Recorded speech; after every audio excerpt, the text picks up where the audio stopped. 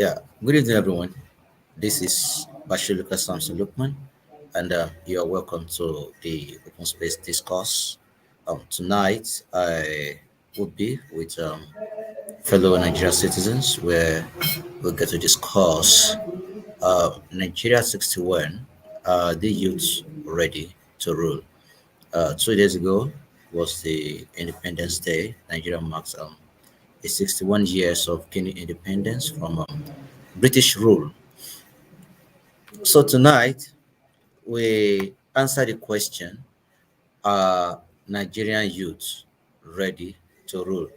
Uh, there have been campaigns, calls, and clamor for youth to be a part, to play active part in politics, to be a part of the government, and we have seen so many campaigns and actions to that effect.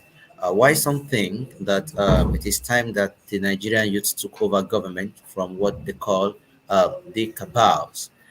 Some think that the youths are not necessarily ripe enough, whether it's a thought process, whether it's a mindset, or whatever it is. They think it is not yet time for the youth to take over. So we have Mr. Olabisi Konde here with us already. So others will be joining us. Olabisi Konde, good evening. Uh, Good evening. Can you hear me? Yes, I can hear you perfectly. I can. Okay, good. Yeah, good evening. Nice to talk to you again after a while. Yeah, thanks for coming. Mm. You're welcome. Okay, so we will be waiting for others. We have definitely um, Benjamin Olabisi coming, and most likely some others as well who would join us along the line. So the question we are asking and that we seek to answer today is whether the youths are ready to rule, if Nigerian youths have what it takes to govern uh, a nation. So let's just take a short break. So, and we'll be back.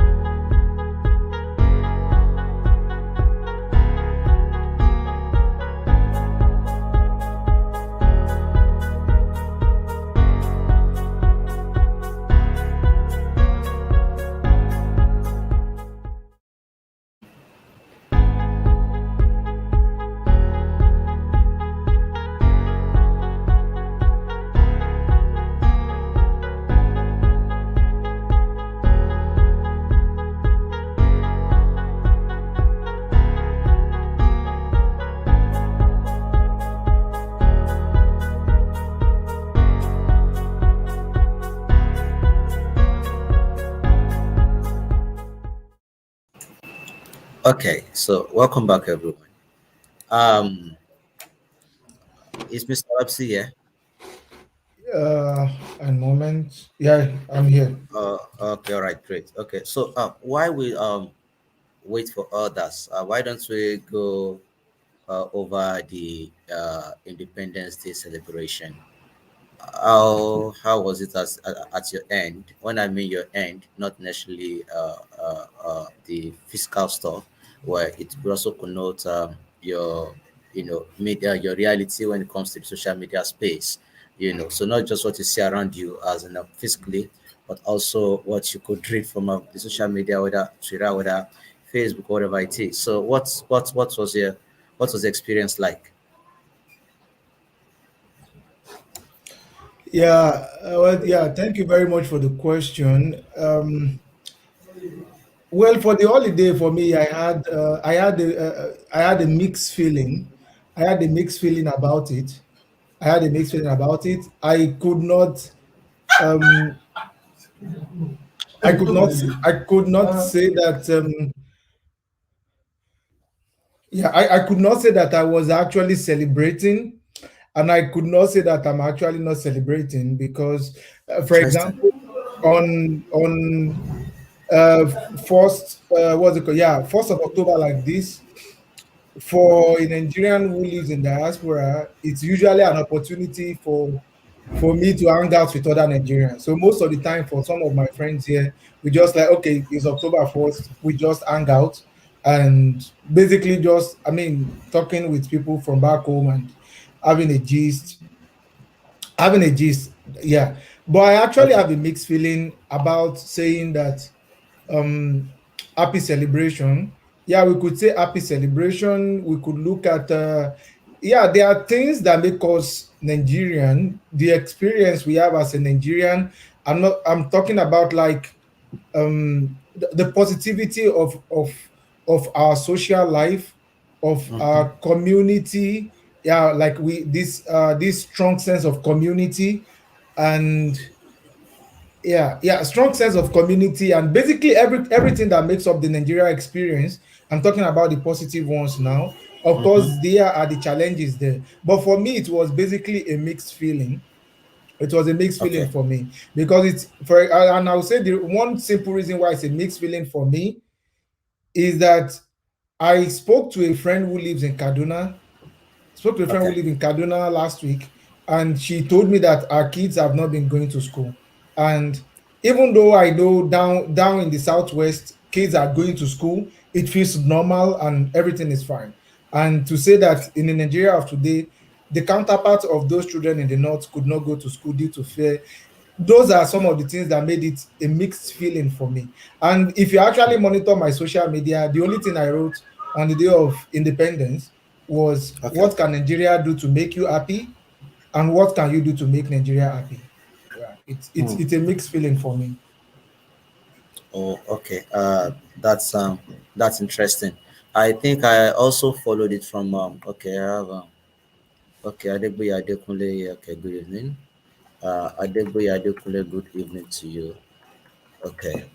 So yeah, others are coming to join us anyway. So yeah, mixed feelings for you, Mr. Olabisi. Yeah, I did follow the celebration online as well as on yeah, physically as well. Those some people decided to constitute nuisance and they could not move because they were just blocking everywhere with the flag. I don't know who approved of that anyway. So yeah, there has always been this. I think every year, why some who are patriotic in that sense of it anyway come out to celebrate Nigeria and say Nigeria is great, it's going to be great, all this and all that. We have always also had on the other hand too people who would take to whether they are for whether they are friends, whether it's social media, and then they take to singing Nigeria Jaga Jaga, everything's Skata Skata. Is this the Nigeria you want, and is this how Nigeria is? So where do you see yourself, or you are quite indifferent? That Nigeria jaga jaga, or Okay, no, sorry, no, no, so that no, can you yeah, paraphrase the that. question? Oh, okay, okay, okay, okay, fine. Now the question is now. I followed how people celebrated. Okay, how people celebrated this independence or how they do. We have always had it every year that why some people are so excited about Yeah, celebrating our Independence Day. Some people just take use that opportunity to say a whole lot about the country and how bad and how terrible it is. So instead of celebrating, they go on saying a lot of past about the nation. So where do you think you fall to? Yeah, welcome, Engineer Abdul Fattah. Yeah. Yeah, thank you, everyone. You're welcome. It's your first time here. Yeah, actually, I'm glad All to right. be here. I see some people's face here. Ah, Organic test. Baba Suraj. So we actually call Advata about a latest. We call him latest Ah, while we were in school. We finished in Lautech together. oh, great, great, great. You're welcome. If you have been seeing some of our combats on Facebook, you know that we know each other from grassroots. Definitely, definitely, Yeah, definitely. so good to be with you guys here tonight. Oh Yeah. yeah, you're welcome. Okay, so yeah, Mr. Olabisi, would you like to answer the that question? Yeah, like I said, it is a mixed feeling for me. It is a mixed feeling for me. Yeah, that's not the summary. It's a mixed feeling. Uh, there are well, there are metrics we can look and say, okay, on some metrics we have actually come some. I don't want to say a long way. I will just say we have come some stretch.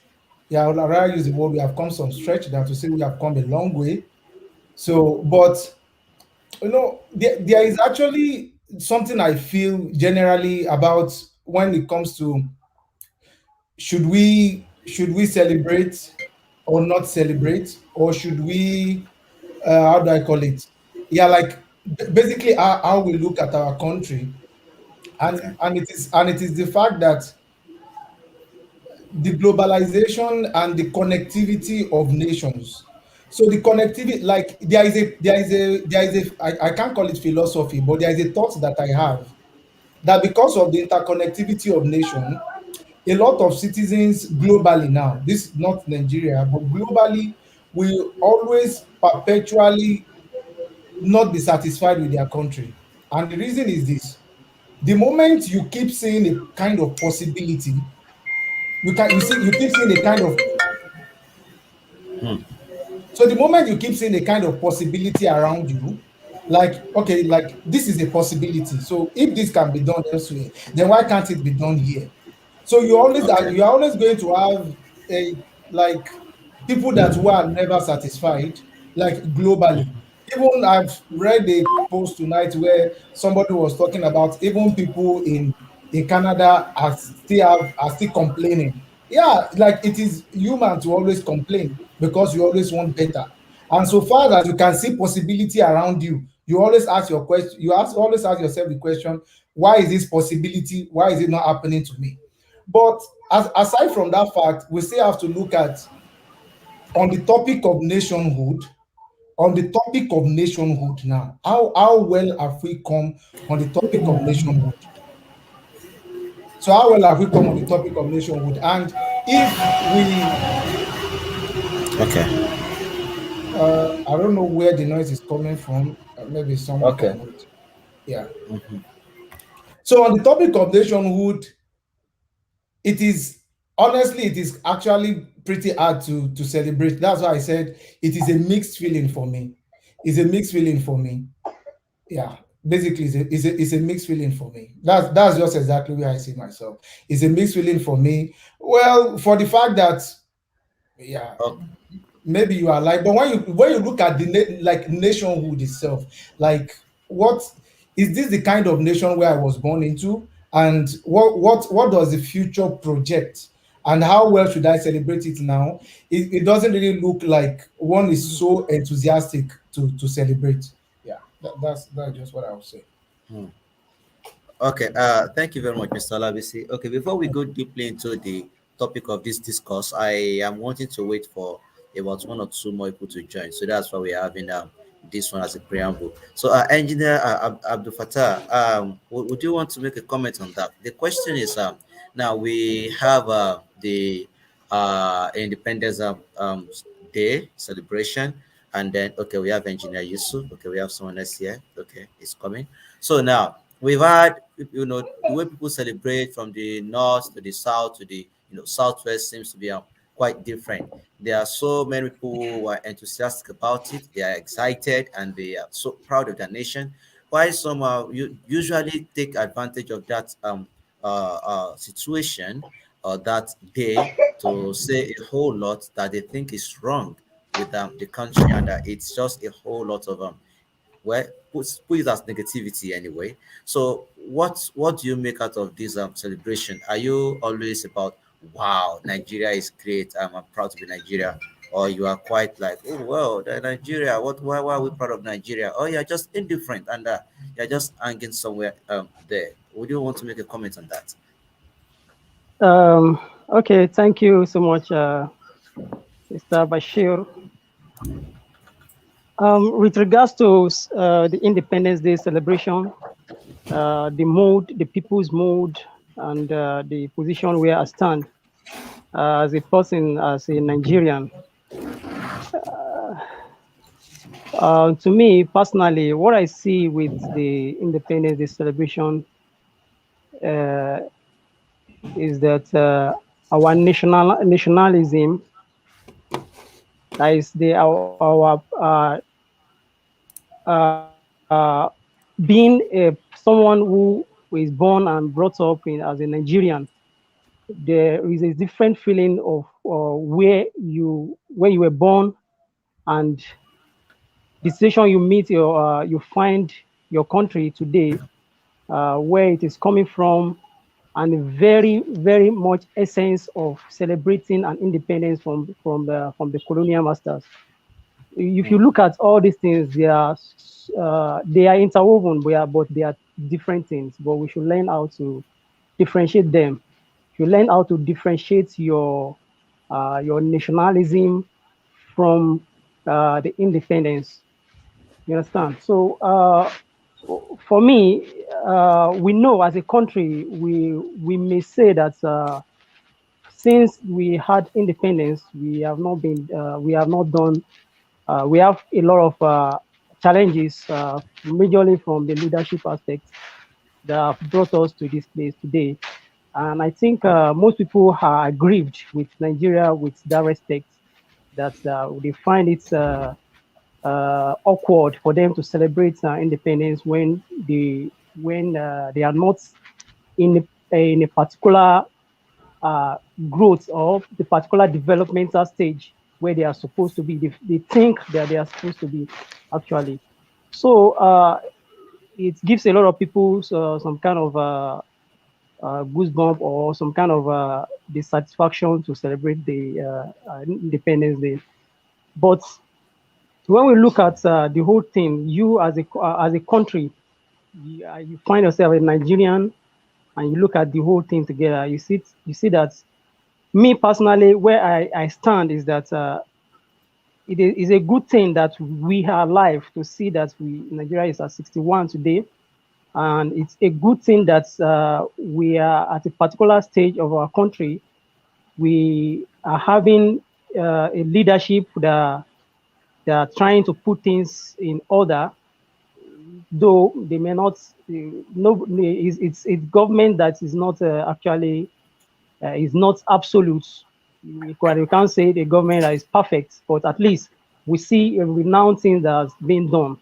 So, of course, for many people, apart from me, it's a very good time to be a Nigerian, to see things at least having a positive, uh, uh, progressive impact compared to what we have had before now.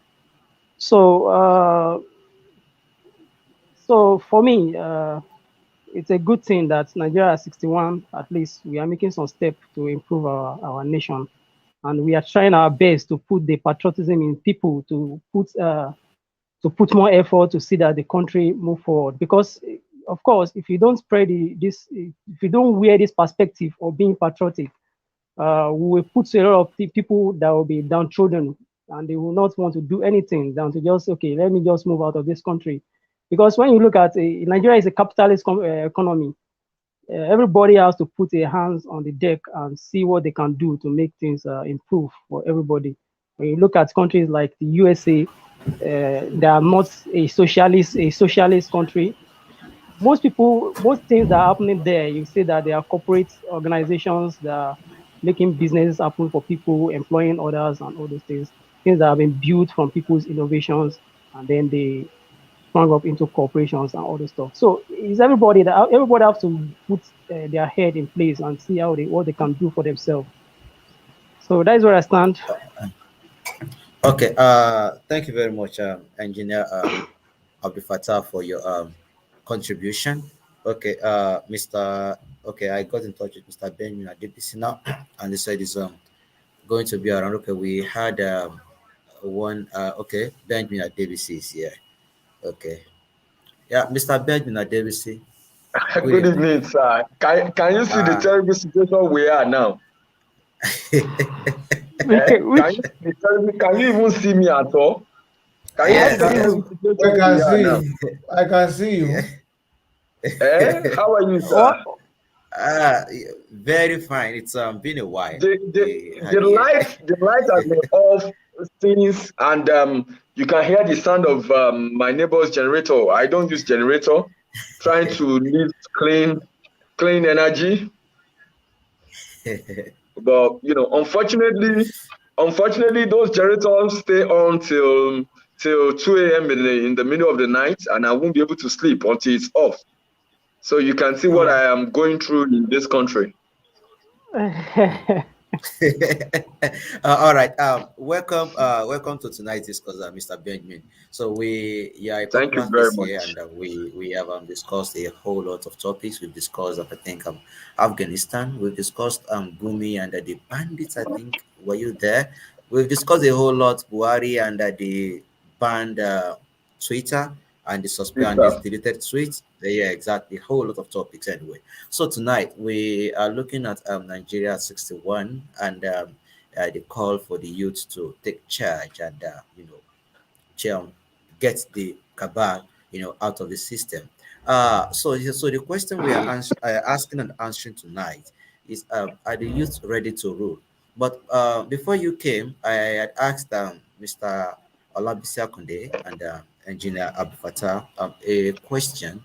I said that from my own experience with how we celebrate independence or how the Independence Day could get to be, we've had people, there are some people who are quite indifferent. They are just like, just indifferent. And the other hand, we have people who are so much excited. You see the nationalism in there, you see the patriotism in there. Yeah, Nigeria, green, white, green, they wear green, white, they celebrate and paint their bodies, others and all that. And there are some who just say, oh, what a country. What are you celebrating? Are you foolish? Do you be celebrating Nigeria? What independence are you celebrating? So, Mr. Benjamin, so the Independence Day, how do you celebrate it? Are you indifferent? Are you very always excited about it, or you're just like, no, well, to do this to the country? Okay. Can I come? Can I talk now? Yeah, sure. Yeah, you can. Okay. I want to be sure whether you hearing me straight up, like there's no interruption in the. In real time. Yes, you can hear Yeah, you real time, I think. yeah, you're loud Okay. and clear. Okay. Oh, great. Yeah, I actually don't celebrate anything really. But I'm not excited about Nigeria at 61. However, if I have to compare the age of this country with some of the countries we want to be like the likes of United States of America that had their independence in 200 years 1789, ago, about 200 years ago, or like or more. China More. that had independence for more than 5,000 years, I would say we are not doing very badly. Although we had independence when the world has gotten global, improved communication, that it's very easy to communicate technologies and idea. However, we have a lot of challenges, but really, if I have to answer your question, I know we have a lot to say, so I don't want to overlap all that in the question you've asked me. I am not excited about Nigeria at 61, but we are not doing badly. We are growing, and our national are making global impact. As compared to other countries. Talk about Ngozi Okonjo-Iweala, talk about Dr. Adesina. the African Development Bank, talk about several other nationalities that are from Nigeria Okay. that were bred in Nigeria. Chimamanda Adichie that were bred in Nigeria, for a country at 61 having such citizens at global outlook is great. For a country like us, we have good representation, globally, and we are gradually developing. And I think we are trying for our age. We have to compare that. We understand we are close to 200 million people, and we have great corruption in the land. But I don't want to start overlapping things. I think we have individual problems, when it comes to the issues surrounding Nigeria. But as far as I'm concerned, I am not excited about anything. I don't celebrate anything. Most times, even my own birthday, I take a deep introspection to my life, how I've lived, how far have I gone, how well have I gone. So that's just my nature to life, my disposition to life, that there's actually really nothing to celebrate. But as we add year on, I think I want to be better than the previous years. And I really want to weigh my years and see how far I've gone, how well I'm performing, what things are ahead of me to do. So I'm not a kind of an excited individual for any situation. But for Nigeria, I believe we are not doing badly. We are growing gradually, and I hope we get there someday. But I'm not excited about anything. Uh, okay. Thank you very much for your contribution, Mr. Benjamin Adebisi. I think we all got your point. Now it's we spent 27 minutes, so I think it's time we got into the main topic of the discourse. Uh, though I think we are probably gonna have about one or two people before the end of this session. So yeah, let's just get to it now. Nigeria 61, the youths ready to rule. We saw the NSAS protest. I was having a discussion with someone tonight. No, this afternoon. Yeah. So he made mention of Fela Anikula Pokoti, who uh according to him, he said that Fela knew that being able to diagnose a problem does not mean you can solve that problem. And maybe that explains why Fela Anikula Pukuti, said a whole lot against the government, but he never even attempted to get into government or made an attempt to rule. Now, we saw the NSAS protest and everything about it. And then we saw that clamor, that call for the youth to, get into power, give the youth some chance. People are tired of the cabal, according to what we hear, that when we were young, we would say we are the leaders of tomorrow. But even we are grown and even our beards are turning gray, we are still not even given the chance to be the leaders. And it's like those who have been ruling us for about the 1970s or so, they are still the ones in power, and just a power shift and a kind of a cycle. So we ask the question: are the youth really ready to rule? What would it be? A Nigeria where you have youth being the majority in power in government. So that is the question we are asking, and that is what we seek to answer. So where do we start from? Are the youths ready to rule? Mr. Olabisi, do you want to start? Well, in my estimation, the youth are not ready. The simple answer is no. I don't know in what dimension I should expatiate on that. But as far as I'm concerned, the simple answer is no. Oh, okay. I don't know. Do I don't know how exactly I should expatiate on that, but I don't, Oh, I okay, don't know. okay. Yeah. Yeah, But when, but when, when you say but okay, okay. Go ahead. Go ahead. yeah, okay, fine. You wanted something. Yeah. What I wanted to say is this. Most of the time, okay, the only thing I want to say is when we're talking about the youth that are supposed to lead, we are not talking about every youth, right? Hmm. Because most of the time when somebody wants to say, you say the youth are the one that's supposed to take over. Are the youth not the one doing Yahoo? Are the youth not the one doing Agbero? Are the youth not the one? Now, those are, you have a universal set of youth, and some people are going to do Yahoo, some people are going to, it's not like it is expected of. But the fact is, when we are talking about nation building, you definitely need the serious people to do that job. If you don't actually need everybody to agree, but what you actually need is, you need a critical mass of people who are change makers, who can, let me call it like, let me use the example of one of my oga in school. The example is, we use the example of thermometer and thermostat. So we have some people that are, they are thermometers. So thermometer is supposed to use to measure the temperature of something, while thermostat are the one that's supposed to regulate what the temperature should look like. So when you need youth to lead, you definitely don't need all of them to make decision, but you need a critical mass of thermostats in this case, who are going to be able to kind of find a way of influencing the thermometers to do what they want. I don't know if my I hope my explanation is not too confusing. I hope it's not too confusing. Uh, Yeah. okay, okay, not really. Okay, Yeah.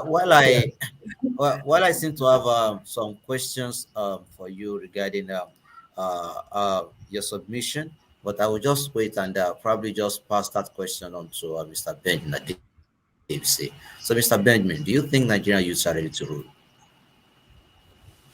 Thank you very much. The way Mr. Olabisi answered showed he's a philosopher. I I'm not wouldn't, a yeah. I'm not a philosopher, He I'm didn't just a think twice. learner. He didn't think twice. No. You didn't think twice before you said it, and that was just great. No, maybe because I've thought Yeah, about it before. leadership is not by the strength, it's not by physical strength. He has said it Exactly. all. Mr. Labisi has said it all. Leadership is not by how agile you are. There are several steps, strategies to management. There are several strategies or learning or education that is required. Several nature and characteristics that is required of a leader. Nigerian youths are not ready for that.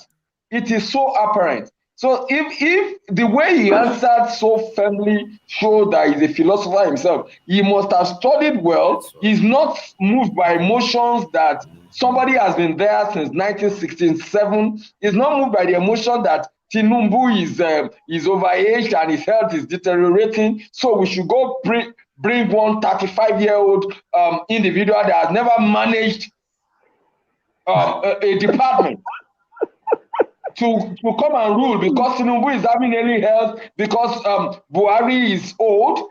No, it doesn't work that way. He has said it all. Administration management requires some learning, requires some skills, requires some experiences. So you don't just come on board and say because the people at the helm of affairs are weak physically, are having deteriorating health, and hence they should shift so that our youth can take over. I want to start repeating things. I teach in a university, and this is where we have a lot of youth, and I see their dispositions to issues. I don't think the youth are ready. They are not ready at all. I see their Okay. dispositions to life. There are 2 Can million we try to Nigerians do it like, sorry to interrupt you. Can we try to say we are not ready? Because all of us in this conversation, we are youth. So maybe we should not say it like they are not ready. We are not ready. No. Well. Our well, we You might should look like you should wait youth. you should wait for We my might look submission. like youth, really, but we have the mind of the elderly. Do you understand what we are saying? I get your point. I just shipped that in. I Oh, did not No, mean okay. to no, no, interrupt you. Mr. Benjamin, a point of correction. We Okay. did this. A point of correction is this is an open space discourse. So, and as much as we would like to bring in intellectuals, we do not necessarily bring in people who reason along the same line of thought. So we probably, so not necessarily all of us reason like adults. You cannot speak for me. I can't speak for you. You can't speak for you. You but can't speak for I've exactly. known you for some time. I've known Eh, you for some time, and I know what people of your age do and what you oh, do, how you reason. So I'm not going to group you with people of your age that are chasing women and chasing boobs and Brazilian hair and iPhone 13 up and down. I'm not going to group you amongst them. So I don't want to look at into our chronological ages now and say we are like them, really.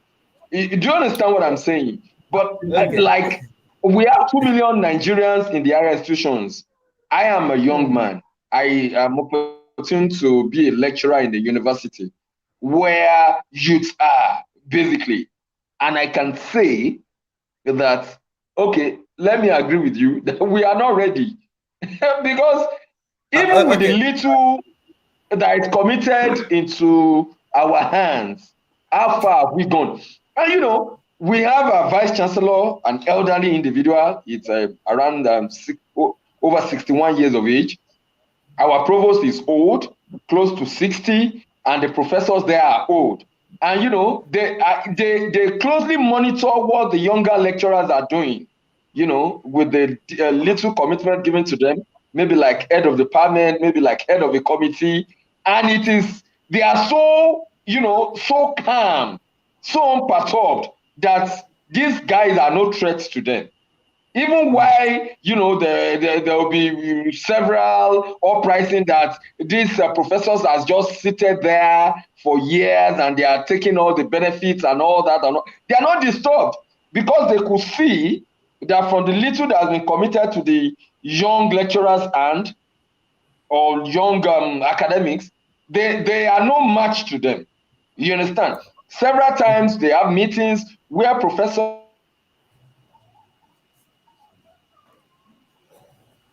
Okay. Okay. Okay, Mr. still online. Okay.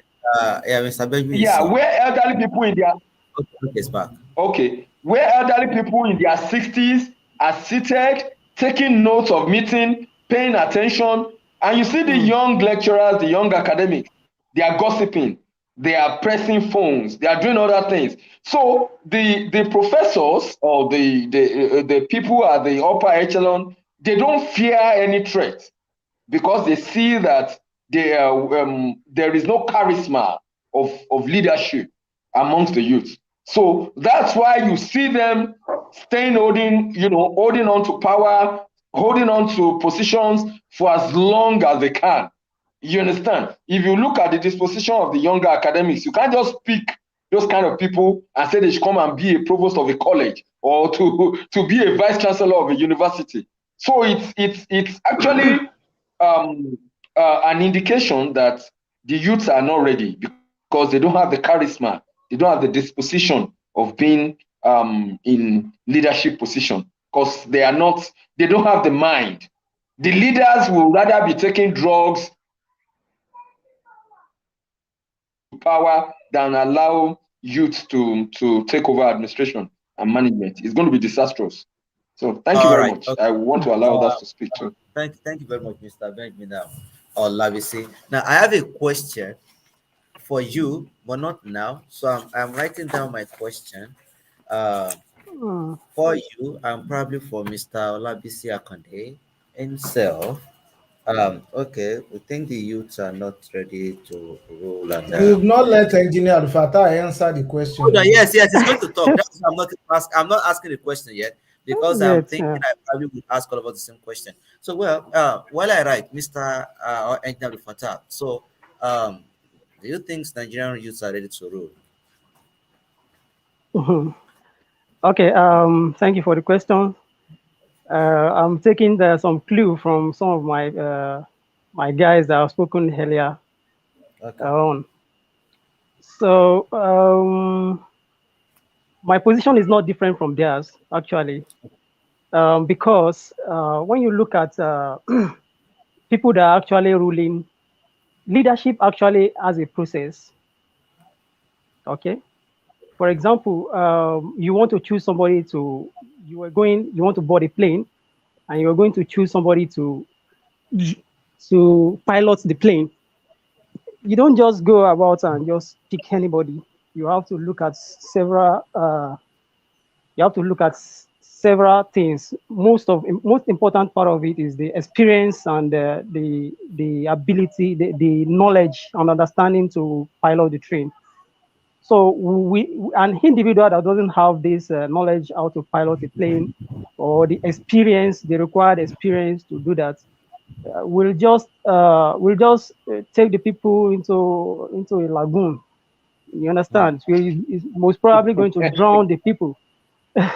So when we talk about the political leadership, especially, is even more a leadership aspect that has a lot of process.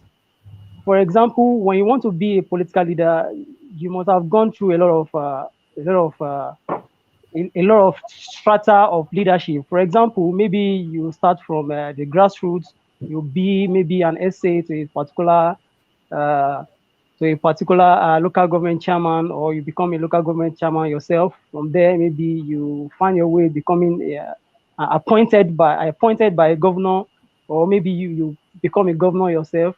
Then, or maybe you go into the House of Assembly, the National House of Assembly. Then maybe with time you now start saying, okay, I want to be the president of a country. So with that, you are building experience, you are building knowledge, you are building how to create rapport with the people. You are creating a lot of knowledge-based things that you need to know. You are building your knowledge on economics. You are building your knowledge on so many things. If as a leader, if you look at the knowledge that you need to acquire before you even become one, there are a lot. And I don't think our youth of today are ready to read. Most of them are not ready to read. I'll tell you an experience I even had, even in university. Back then, as a electrical electronics engineering student, we used to have some uh, practical trainings in our 500 levels. But before then, I was pushing for our department's presidents, and we are preaching a lot of things how because how people have gone away from reading, from studying, doing practical things. We're preaching these things to people. People are not actually ready. But when you get to 500 level, we're calling them for training. But when we get to 500 level, this thing came out. Did you know people did not turn up for training back then? They were not ready to learn, are now rushing and bringing money for you to help them to do to execute particular training. Like, for example, we have a PCB, printed circuit board. If they had had us back then in 300 level, 400 level, when some student like us who had vision that okay, these things you're going to need it in 500 level, they didn't. They didn't. They were not ready to learn back then. So if we can have some of these things, even students that are undergraduate that are not ready to learn, what they are pursuing is how to pass their exams. You understand? You know, there is difference between reading to pass your exams and actually reading to impact yourself on doing things after all when you finish your education. So, and when you look at leadership generally across the world, it's not actually the youth that leads. When you look at who is the prime minister of the UK, who is leading China, who is leading US, who was the what was the age of the former US United States president? When you look at so many of them across the world, you see most of those big guys are not youth. Why? There are reasons behind most of those things. Because you need experience, and experience is built with age. Though I'm not saying that there are not younger people who might have built experience and from learning and from knowledge, from building knowledge. You know, you can get wisdom from reading, gaining knowledge, right? So I'm not saying there are no youths that may have the required knowledge and a very good experience to lead and to actually lead a country or to rule a country. So I don't think when you look at the composition of the Nigerian youth, we are very, very, very far away removed from ruling, far away removed. We don't actually have the that capacity unless we want to drown the country. We want the country to just turn upside down. Uh, I'm Mr. telling you. Okay. Yeah, So engineer. Okay. I know, Father. Thank you so much for your contribution. But well, we look at likes of France. We know that Macron is Mm, a relatively young person. I think yeah, North yeah. Korea's president is relatively young. I think even the Saudi Arabia crown prince, anyway, the MBS, Those there's are not a monarch. Those democracy. are monarch. Oh, I'm coming. Exactly. Well, that's why I said that I don't think that's what democracy anyway. But looking at the Nigerian system, well, No, I'm a France and youth. North Korea are not a monarch. Only Saudi Arabia is a monarch from the example you Yeah, gave. yeah, Yes, exactly. yes, So yes, yes, yes, yes. yeah, yeah. I think we agreed on that. So now I'm a youth, and I think almost everyone here seems to be a youth as well. Anyway, fine. And so why the youths? Why do we think that the youth are not ready? Do we think that it is something about the system? Well, if you make me a governor of a state, I will mess the state up. Me, if you yeah, exactly yeah. If you put me as the governor of a state, I'll mess the state up as at now, as at today, as at the day that we're having this discourse now. Exactly. Not to talk of making me the president of Nigeria as at now. So, and I think maybe Mr. Benjamin Adebisi is not even so much, eager to be a governor now. Exactly. And I don't think me engineer before type. I can't speak for Mr. Olabisi Akande So anyway. you are breaking. You are Okay, breaking. okay. You broke for like 30 seconds. Okay, okay, okay. Should I? Okay, okay, fine. Okay, let me just prove it again. Okay, so now the question I'm asking is that do we think that the system is contributing to why Nigerian youths are not ready to rule? Now, there's a difference between you not interested in governance, and there's also the part where you don't have the necessary skill to govern or to be a part of governance. So I looked at the profile of Tafawa Balewa, and I think at the age of 31 or so, he had set up the Bauchi discussion, I think, circle, where they have intellectual debates, dialogues, I think, on politics, and all that. And we've seen the likes of even the Olusegun, all those, we've seen this student union government, and how many exactly, how they all started at a very young age. So now, is the system in any way, like, why is it that when we say Nigerian youth are not ready to rule, whether it is lack of interest in ruling, whether it is not having the required skill, whether it is in the intellect or the experience that is needed, so do we think the system is in any way contributing, whether it is our style of education, whether probably there's just a deliberate decision by some group of cabals to under educate probably the masses, or probably the upcoming youth, or maybe there is an intentional effort to redirect the attention or the focus of the average Nigerian youth, or the upcoming Nigerian child that's becoming to youth, away from politics, either interest, either skill, either whatever it is. So do we think that the system is playing a part in the youth not being ready to rule? Anyone? Okay, okay. Let me start off to address some of the things I said earlier. Okay. Um, Based on your question, I don't think there is a particular state or that is militating against youths from ruling. The situation is that you don't just go and pick somebody that, okay, you, because you are a youth, come and rule us. It's not done like that. It's in a form of, okay, do you have the capacity to rule? Do you have the necessary knowledge? Have you had a good experience before you can pick somebody? Okay, you come and rule. Okay, you've been somewhere before, we know that you can do it. There, come and do it for us.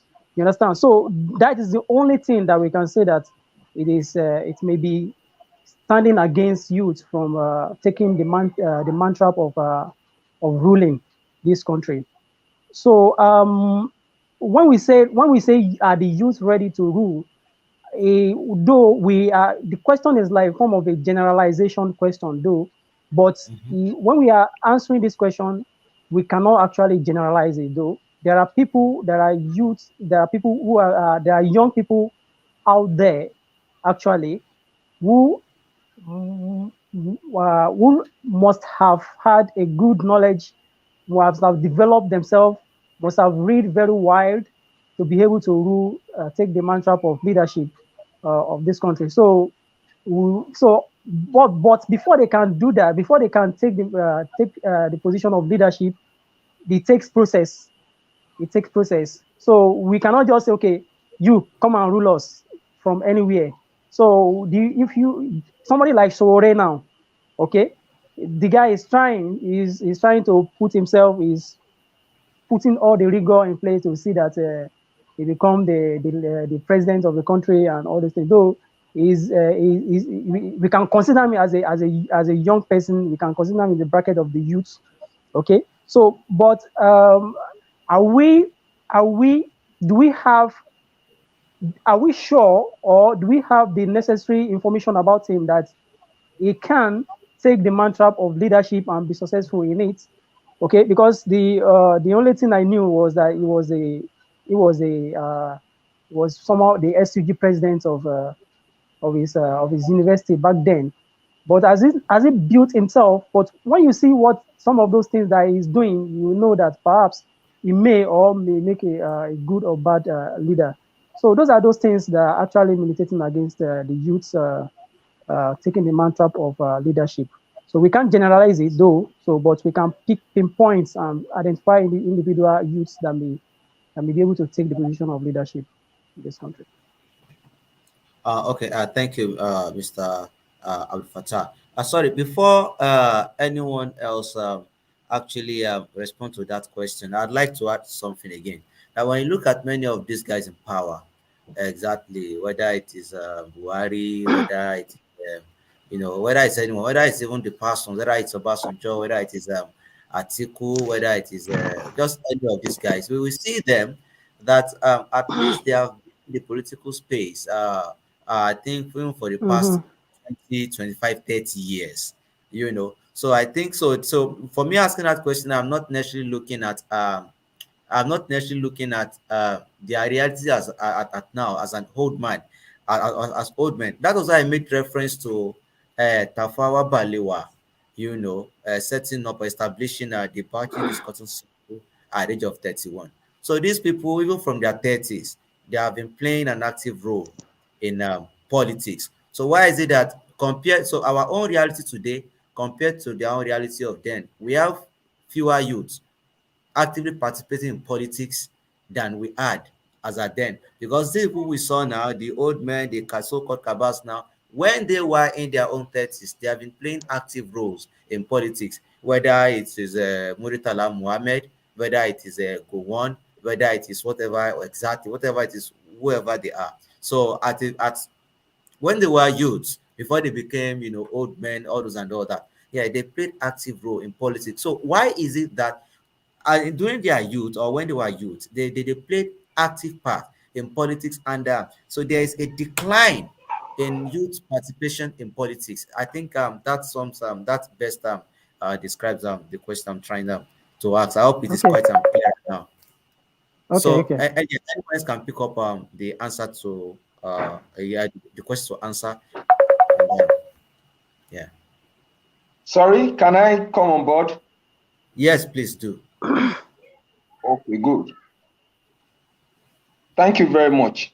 I think you asked a very sensitive question, and that needs to be responded to appropriately. You gave example of the first generation leaders, the Tafawa Balewa, even the Kaduna Nzogu that led the first military coup, the Awolowo and Exactly. all that. Mm-hmm. Aha. Exactly. So now I want us to get this point that we have different generations. Now we're talking about generation M, generation Z, generation X, and all that. So we have a newer set of generation now. And for different generations, you have different exposures. Now, I want us to believe something, that charity begins at home. Someone like you, someone like me, someone like Ashraf. thank God I know the mother and I know some of the siblings. There are ways that children are brought up, and our parents already know the kind of person we are likely to be. Some of them even go spiritual. So the Yoruba call it akosejaye. They will know that Olu Omolele. So there are some things your parents will never tolerate with you, that they could not look at other children like that. So charity begins at home. You already know the kind of children you have. So that starts from home. Before you can be a leader, just like Engineer Abdul Gafar said, Abdul Fattah, I hope I'm pronouncing it right. Yes, He yes, yes, said it yes. requires a process. I think the first step to leadership is yourself. You need to rule yourself.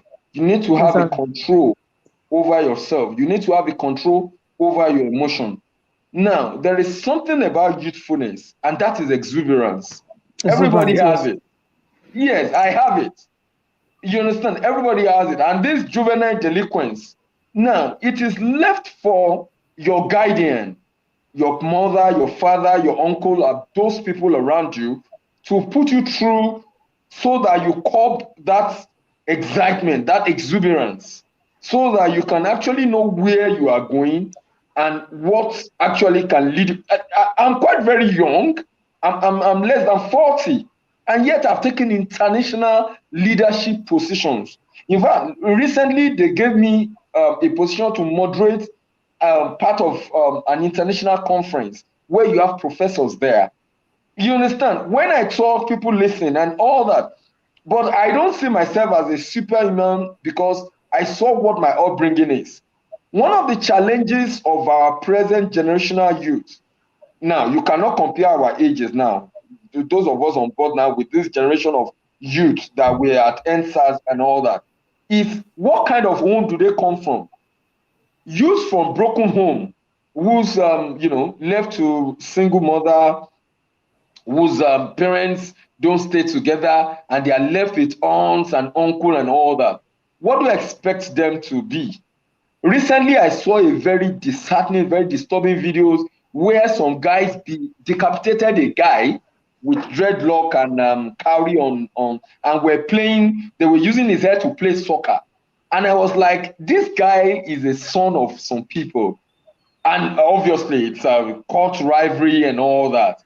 And you look at, we all grew up to, we all went to the university where people think killing people, it's a way of attaining power. But we didn't do that. We faced our studies squarely because we knew where we were going. So one of the major factors affecting this generation, number one, what does a home look like? Maybe there wasn't even a home. Who did they grow up with? Uncles, aunts that watch pornography with them, teaches them to chase ladies. I've never done drug in my life. I don't take alcohol. I don't know what the taste of marijuana is, cocaine or whatsoever. Maybe these are the kind of, most of the things that affect our youth. These are the things we talk about. Drugs, alcoholism. I never kissed a girl throughout my university days. It was difficult for my friends to believe I never kissed a girl throughout the university days because their generation, they're already living like husband and wife Wife. at 100 level. My friend was telling me that her boyfriend broke her mind or her heart when she was in 200 level and she cried for 7 weeks in a semester. We all know that a semester takes 14 weeks. But for crying out loud, what is a 200 level student doing with a boyfriend in the first instance? I tell my students, please don't date, and they start murmuring. And how will I tell them not to have boyfriends? I said, okay, go ahead and date.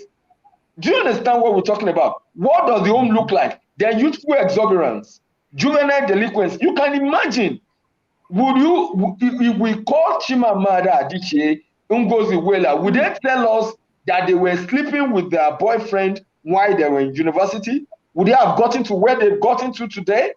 Would we have asked Dr. Adesina and the kind of youth, the first generational leaders that you mentioned right now, they were leaders, that they were into one occult or the other? Was Obasanjo in one occult or the other? Was Buhari in one occult or the other when they were young? you see these juvenile delinquencies of this Generation Z is what has dismantled everything. Now there's also Mr. this Mr. quest for Benjamin, love of Mr. money. Benjamin, Mr. Benjamin. Yes, sir. Okay, Yes, oh, sir. okay. We have Ashraf here. Ashraf, good evening. Okay, maybe it's not getting spiked. So, okay, Mr. Benjamin, now, exactly. Now, that was why I asked the question, when we say the youths are not this and the youths are not that. And I made mention of a system, and I am trying to drive us towards a certain direction. Okay, fine. Why were these people, these cabals, these cabals in quote, why is it that when they were youth, their thought process was different compared to the thought process of an average Nigerian youth of today? So, but by what you have said, you are saying, are we saying or suggesting that the youth are victims? Sorry, we Are you have not noise suggesting that interruption. Who is with the Mr. mic on? Ashraf, you have to mute your mic. That's Ashraf. Okay. Maybe you should mute him for now Yes. I'm trying to mute Ashraf. until he comes on board virtually. Yeah. Ashraf. Okay, I removed it from the stream. It's gonna be back. So yeah, Mr. Benjamin. Okay. So now when you talk about the youth and others and all that, so and that thought process. So now, are you not suggesting that because when we just say the youth, the youth, the youth, the youth, the youth, now it could be that the problem is systemic, or it could be maybe where maybe the youths are just doing what they want. But now with your suggestion, now are you saying that the youths are victims? And if they are victims of what? Yeah, well, I didn't say they are. Well, But you are these suggesting that victims they or are victims, whatever, Mr. Benjamin. it's not what I'm talking about. I'm talking about the factors that contribute to them, that negates them, that makes them unfit for leadership position. That's why I started from the home. That what kind of upbringing do they have? Charity begins at home. Then the exuberance, was it tamed on time? Everybody has these juvenile delinquencies, exuberance, friends, and peer pressure to try this, to try that. But we were curbed. That is why we are like this. That is why you don't see me outside my house outside 7 o'clock. People know me. When I'm outside by, let's say, like 8, there are times I maybe study so late and I have nothing to eat and I have to dash out in the 8. You see the woman in the street telling me that I'm a rinyini talale. Do you understand those kind of training? Like this was how I was groomed. So my upbringing has a long way affecting or trying to build who I am. So that's what I'm saying. Mr. Benjamin, so are you suggesting that the youth are not entirely blameworthy, and they are also in some sense victims of some certain form of either it is failure or whatever it is? Are you saying that at least the youth are not entirely blameworthy? Now I'm asking that question. If we think that they are not Apparently, I get you, sir. I get you, sir. apparent, Apparently, we cannot entirely blame the youth. For example, there are some youth in Palestine that could not even write their name because they never had the opportunity to go to school, because they've always lived at shelters because of Israeli war and invasion here and there. So you cannot blame those kind of people. There are people that are suicide bombers. There are people that fight with ISIS because they were not exposed. People that never read the Quran, they never knew what Islam was all about. They just enlisted them into some group of people and they said they are fighting the cause of Allah, shooting and killing people indiscriminately. So we cannot entirely say that the youths are just, that the blame is all on them. We don't determine where we so are. Mr. We don't Benjamin, determine who gives back to us. Mr. Benjamin, Mr. Benjamin, if the blame Yes. is not entirely on them, so who do you think should take responsibility? Two, the government, nobody had a perfect upbringing, like I said. But there is one thing I tell people, that when you are taught, you also have to sit back to yourself and teach yourself. There are a lot of things that I wasn't taught. There are a lot of mistakes from the people that brought me up. but I try to sit back and make adjustments and see that I don't repeat the mistakes they've made. So we Okay. understand. Okay, the Bible says, if the foundation is destroyed, what can the righteous Yeah. do?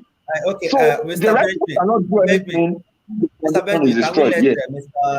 Olabisi come in, please? Yeah, sure, apparently. Um, it's a pity Abdulatif left Okay. abruptly. He's going to be back if you want to wait for him. Well, there's no point waiting, but I just want to say Okay, one he's or two back. things He's back. about how the conversation is going. At some point, I noted earlier, I will answer the question you asked about why. Okay, why are the youth not leading, especially like the set of leaders we had at independence and at the early age of the Nigerian at the start of the Nigerian project. Okay, before I go there, the first thing I'd like to say is that when it comes to leadership, leadership has nothing to do with your age. As far as I'm concerned, leader, it is not about your age, it is about the age of your ideas. We have seen old men that have terrible ideas, and we have seen young men that are like they are nowhere to be found. I don't want to use unprintable words. What's it called? Wisdom is not a repository in any age bracket, that there is a particular age bracket, and that is why I'm usually very cautious, especially when I'm talking in where youths where younger people are talking, and they are usually talking like, don't mind all those old people, we don't want all those old people. The fact is, everybody is aging every day, and one day we are also going to be old. So when we become old tomorrow and we have a fantastic idea, should we simply be dismissed just on the basis of our age? It shouldn't be. So as far as I'm concerned, wisdom or leadership is not something that is repository in. If we want to talk about like only people who are older have Ogun, wisdom, Ogun Tagba. and yeah, if you want to talk about that, we should look at Nigeria, for example. In many of the big politicians we want to mention their name today, they have been around for so long, they have a lot of experience as far as Nigeria is concerned. But do you really see the experience making impact in the life of the majority? That is not the case. The second thing I want to say again is that please let us try to watch the trajectory of this conversation. Like I mentioned earlier, those of us in this chat room talking today, we are in the age bracket of the youth. I don't know Uncle Benjamin, but at least I know Bashir, I know Abu Fatah, and I know myself. We should probably try to hold this conversation in the second person and not in the third person, because it's like when we're saying like the youth, they they are drinking alcohol, they are doing something, they are this. Where are Benjamin, we? Are I'm we not also being a youth, though. exactly. so that I'm I don't I young do. Benji. so That's are why I we said that we cannot generalize it. exactly so Yes. let us some of these questions, let us try to even ask ourselves like, okay, why are we not interested in leadership, or why are we like, let us think of it to ourselves. Don't let I already said something earlier. I said something about thermometer and thermostat. When you are talking about nation building, when you are Yeah. talking about nation building, maybe let me say it this way: you don't need everybody, but you need everybody. What I mean by you don't need everybody is this: like I said earlier, you need a group of people to provide direction. At that Mhm. moment, you don't need everybody. Then at a point when you now need everybody, you need everybody to take action. It is those that provide the direction. So now we've already mentioned names like Kojo Weala and the likes. They are in their own age bracket. We have people who are also in their age bracket, who are adults, who are elderly, and you actually even can mention them. So that's why I said earlier that when you are really talking about nation building, the job that is about to be done, it is not every Tom, Dick, and Harry that you are going to be concerned about. I believe we should actually be talking about. Okay, I don't know. Maybe those of us in this chat room are not worthy. But I strongly I believe there are what's it called? There are organizations that do 30 under 30, 40 under 40 in Nigeria every Uh-huh. year. And I believe if we go and look the kind of names you are going to see under the 30 under 30, the 40 under 40, they are not the Agbero that we see. They are not the what's it called? They are people that have that problem. Unfortunately, I mean, those problems we really don't want them to exist. Unfortunately, they exist. But when we really want to talk about nation building, you are going to talk about the elite. Let me just say the elite. And when I say elite, elite is not just the people who have money. Elite are the people who are learned. Part of the elite are those who are learned, those who let me who just have put it in a way. influence is those who have Exactly. Those who have influences. influence. When we They want are to talk well about educated. very Yeah. good. So when we want to talk about the youth, just I like I said earlier that I usually should I call it celebrate independence with by hanging out with other Nigerians, and I could remember some of the things we talk about today is that when you find a young man or a young woman, because we're just talking about like how come some people they grow up they are always trying to do the right thing, and you find people who their parents did their best, they gave them their best education, they gave them the best resources, but they just they made a mess of their life. And we Of talk about everything. like there are people who, no matter what the circumstance is, they will always try to hold themselves accountable. And there are people who they don't just care. They don't just give a damn. So when we want to talk about nation building, it is those people that hold themselves accountable. Why are they not doing something about it? There is no society of humans anywhere in the world, whether before us or right now, that everybody at the same time agreed on one idea. If you hear that everybody agree on one idea, it means that either somebody or some people first champion that idea and they are able to bounce off that idea on the rest until they are able to agree with them. Where are those category of people in Nigeria? Those are the people we should actually be talking about if we really want to talk about youth. The question you asked about why what's it called, the Tafawa Balewa and co. Honestly, I don't have an answer, but the only thing I can think about it is this: probably as at the time when the colonialists, I don't like calling them colonial master. Please, nobody should call the colonialist master. Please don't let us add master to it. They're just colonialists.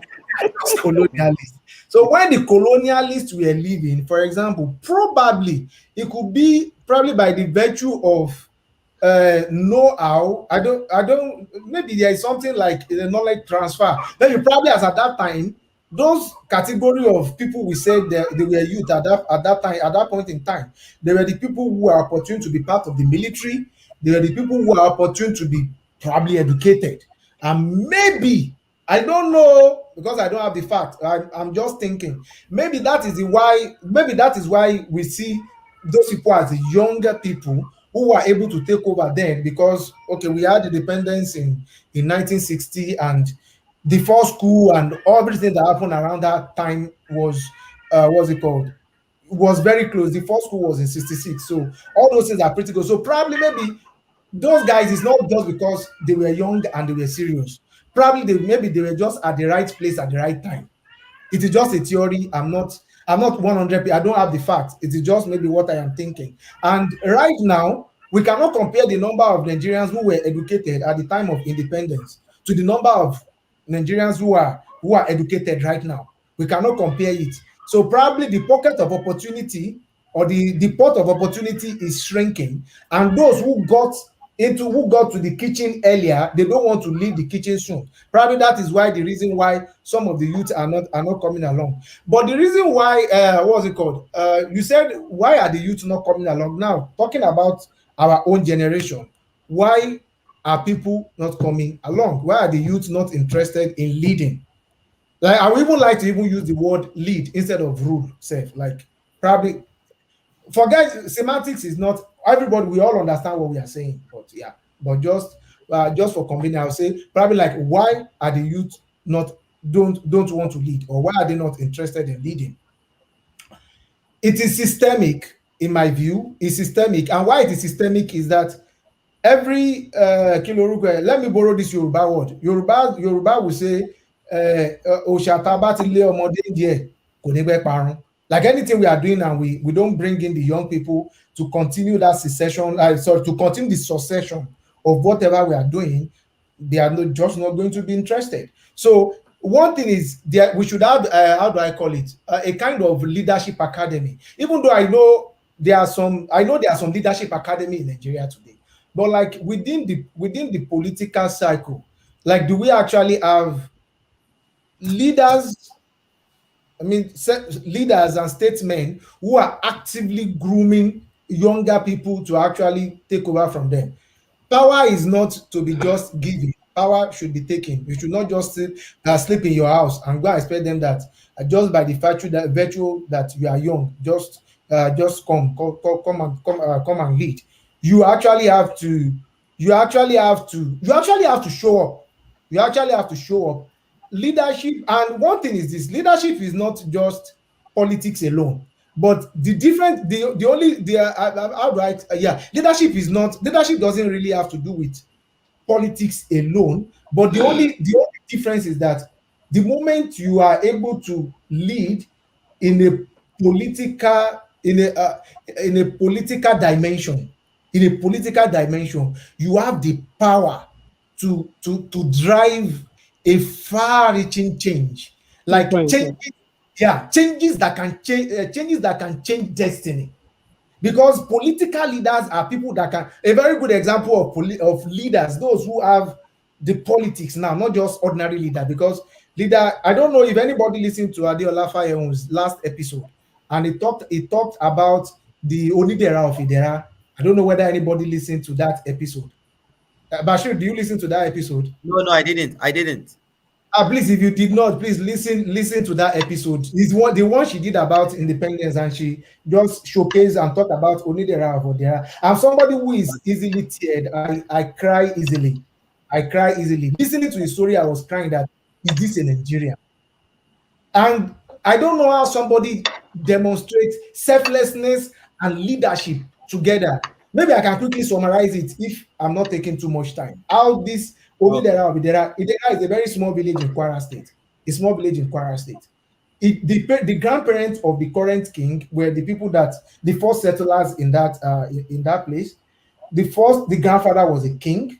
His uncle was a king, but the father was not a king. The father was the one that built the first hospital, the first health center, the first school, and the first post office. But this guy, he could not be a king, but his father could not be a king. But his father told him that you will be a king in my place.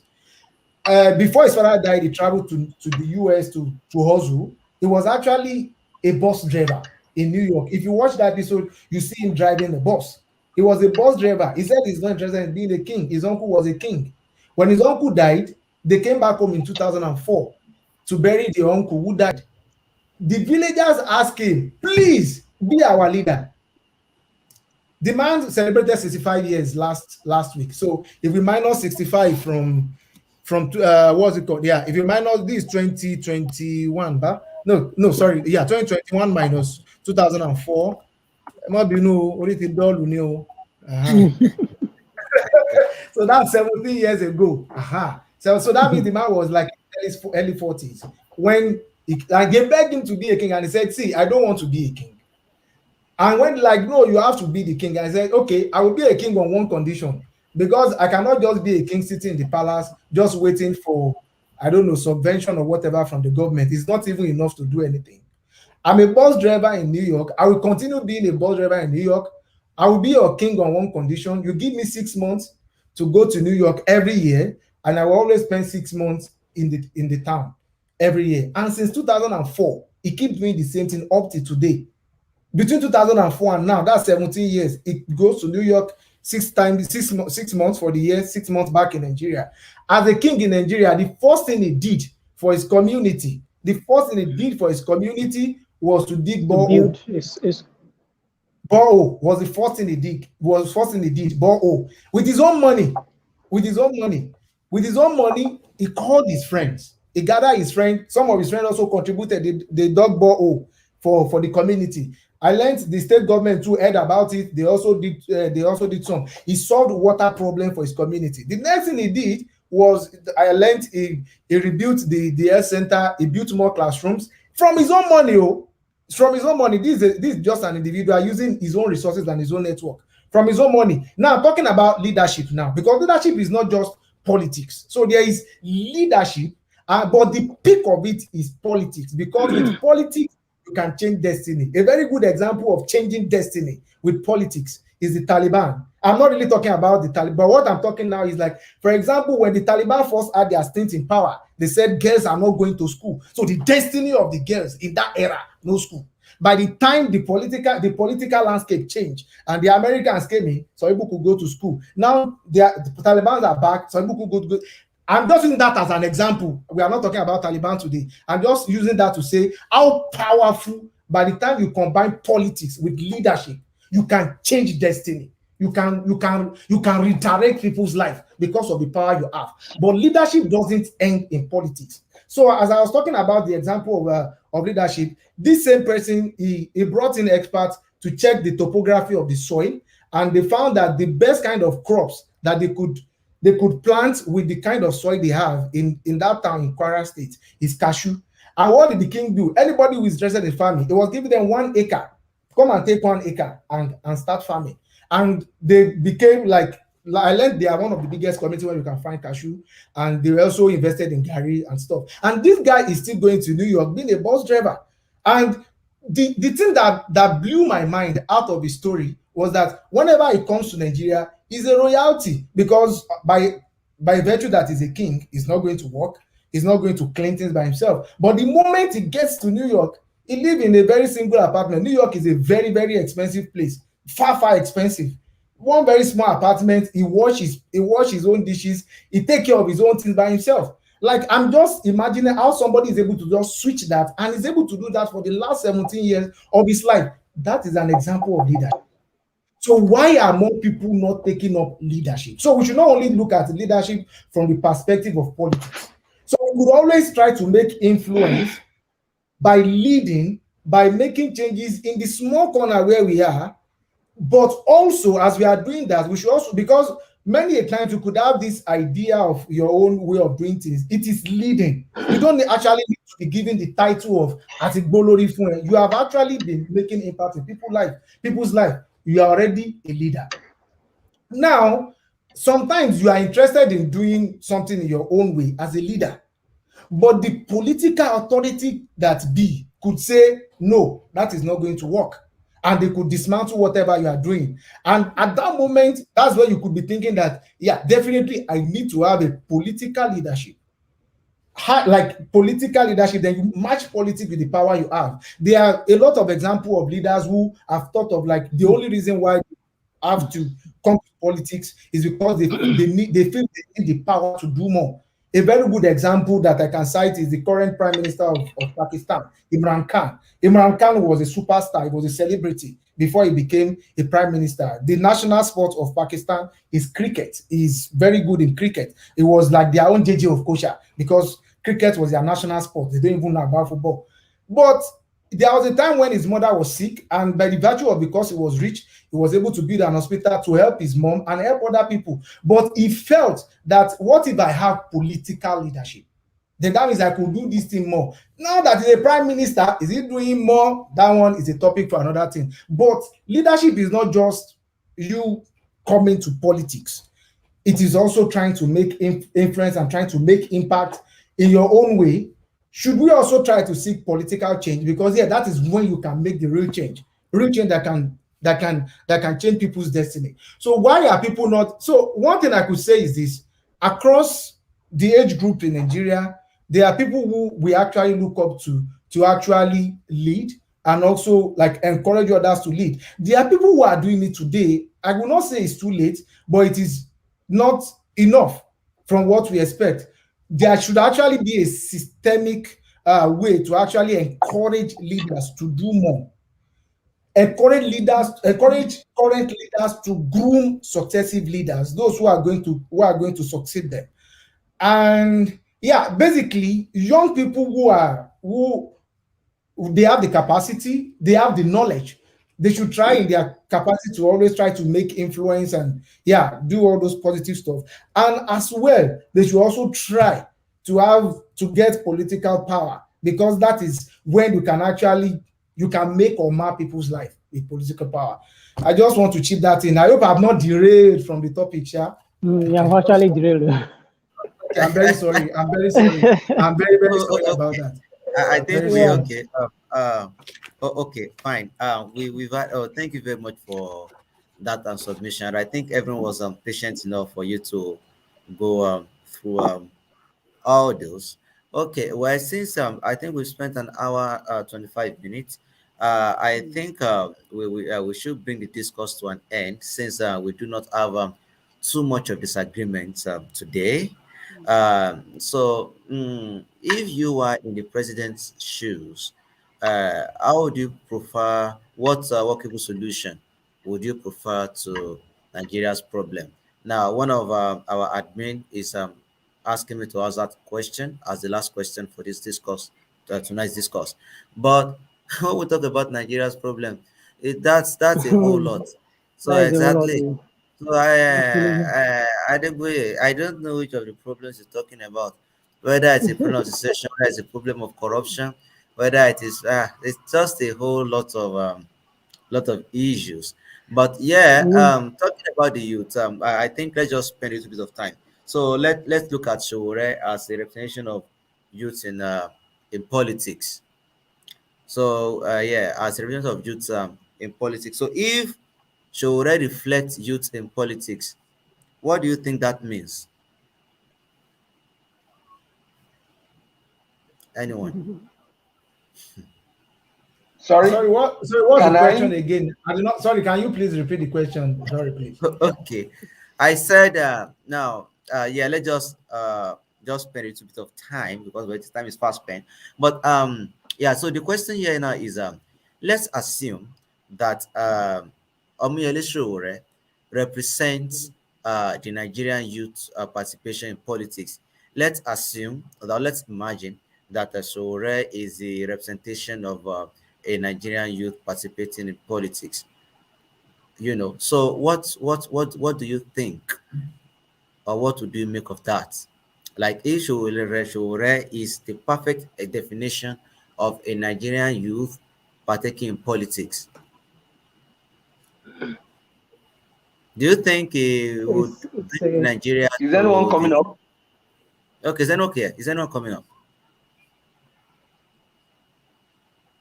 Okay, let me give a try. Okay. Showore has contested for the Hmm. hello. Hello. Hello. I want to go. Okay, I think we lost Mr. Okay. Uh, Hello, okay, Hi, yes, welcome okay. back. are we all back now? Yes, yes. No, Yeah. So if I have to follow engineers and Mr. Hmm. About to go. Regular ni baba ń lò ní.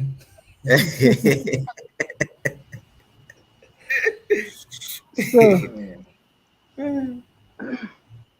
Okay. Hello. Yeah, hi, yeah, Mr. welcome back.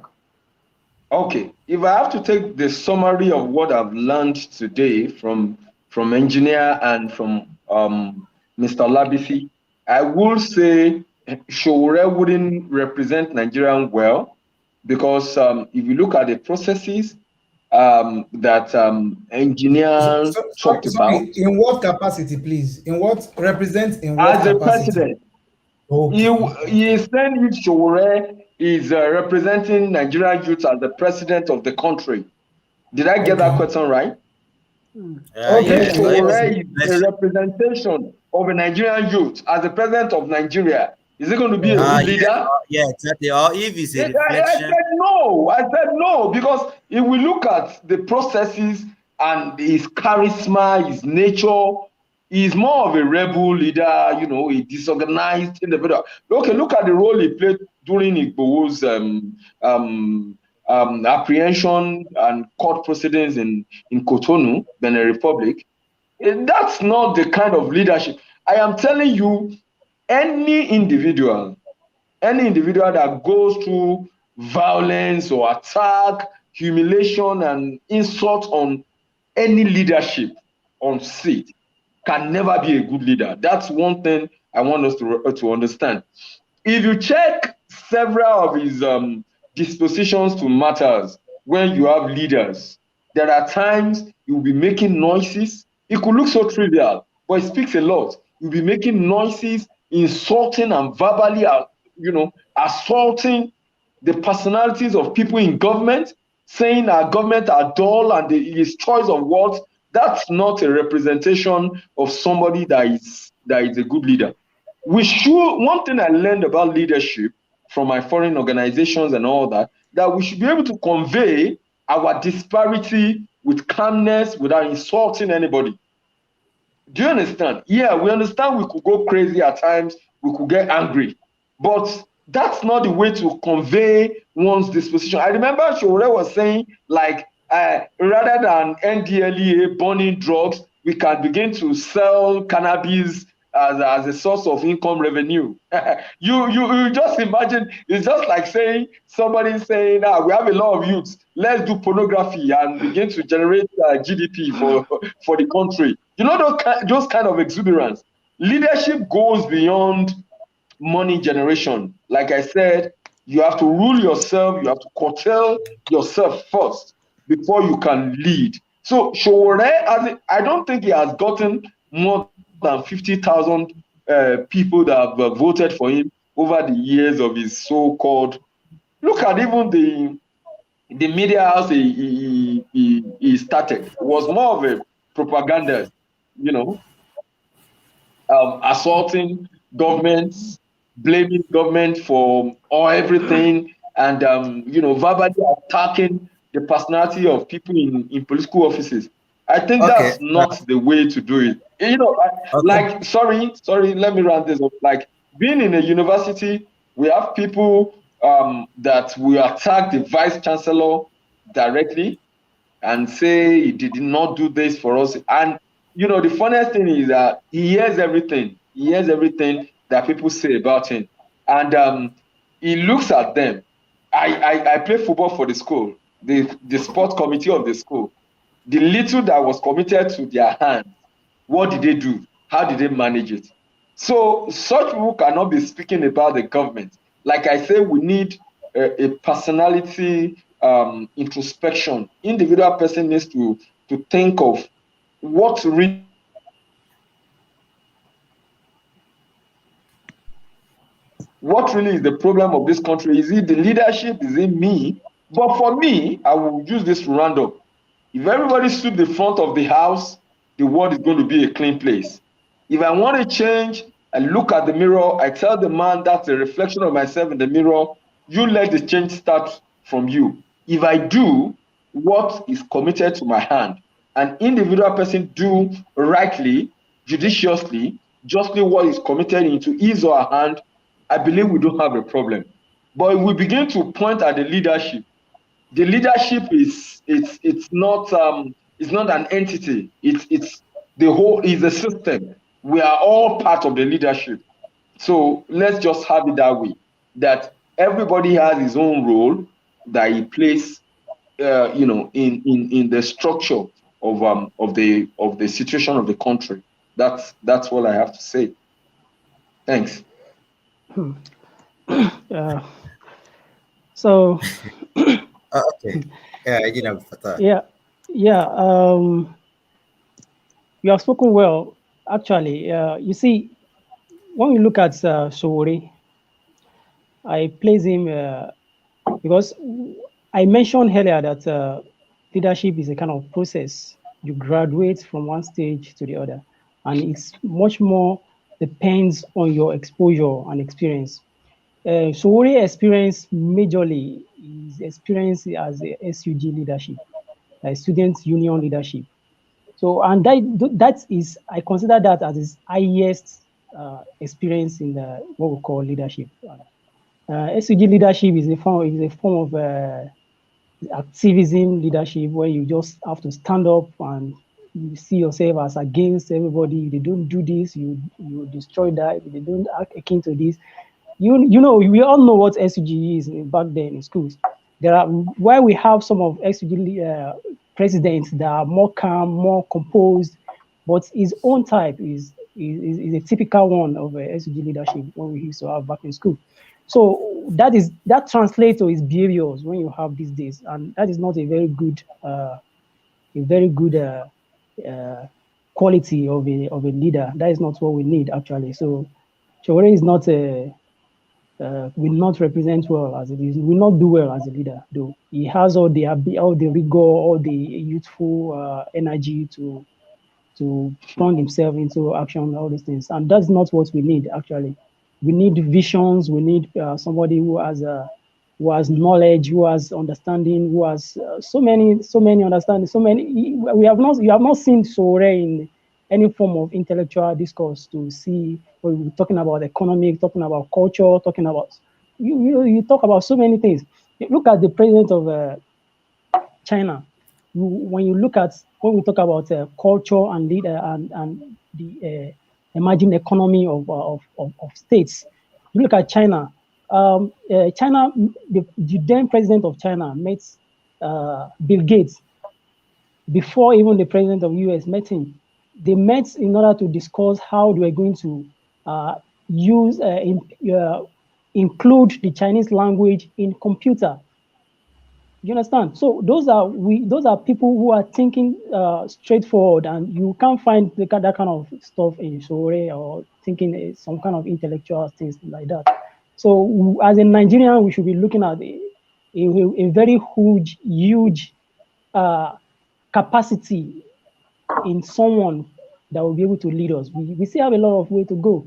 We still have to be talking about when we'll be talking about emerging economy, when we're talking about society integration. Where do we go from here as a Nigerian? Do we have a defined society? Do we have how do we propel technology to move our society forward? If we have an integrated society, how do we use a technology to push forward? How do we push ourselves into the 21st century? Those are those things that we should be looking at. We're not somebody who come and use the whole is some kind of disrespectful stance to disrupt the whole of things that we should build. Okay, We should Mr. be looking at to Olabisi. build. Okay, thank you very much. Mr. Olabisi, do you have something to say about that? Well, for me, well, I don't know why. I mean, honestly, I don't really know the reason for this question, honestly. Actually, do. So Yeah, why I ask the question is because if you're talking about, oh well, relatively someone who is a youth, and we know that he's at the forefront of politics in Nigeria. So I think Showore is, that was why exactly. I still think there are other people who are also talking about who are also young, that they also want to be president. At least if there is Exactly. nobody, there is one But they of are them who not, is but we are going to mention some. Before you mention two people or three people, you would mention Showore. well, of course, how do you say this thing? Politics has to do with noise making. You need to be able Exactly. to you need to be able to make noise, but I mean that is not the only thing. That is not the only thing. So a very good example of, I think, somebody who have mentioned himself as somebody who is interested in presidency is what's it called? The former CBN governor, Kingsley Mm-hmm. Morgan. He has he has he has mentioned himself, and yeah, one thing with leadership, honestly, is that so as far as I'm concerned, from the little I know, you really can't say what somebody is going to be when they are a leader, because Mm, there are some of the antecedents that are also going to play out, but you really can't say a lot, because the reason why I said you really can't say this is from my own experience, and the reason I use the example of someone like Ambode, and the reason is this: like, I could remember when, so Ambode was unknown, totally unknown, and he actually felt like somebody was basically just backed.